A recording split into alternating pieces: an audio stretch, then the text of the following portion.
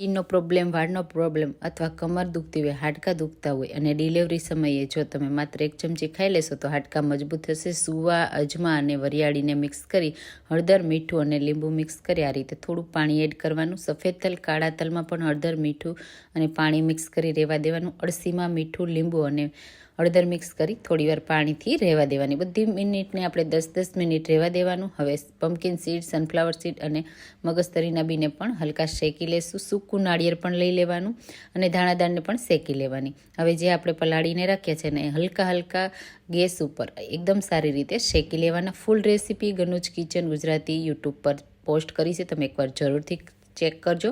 અને ખાસ કરીને સી સેક્શન અને ડિલિવરી પછી આ મુખવાસ જરૂરથી ખાવો જોઈએ. તો આ રીતે બધી વસ્તુ શેકાઈ જાય ને એટલે સરસ એવી ચાળીને સાફ કરી લેવાની અને એમાં આપણે આ તૈયાર કરેલા બીજ અને સૂકું નાળિયેર એડ કરવાનું અને આ મુખવાસને સર્વ કરવાનો. તો ટ્રાય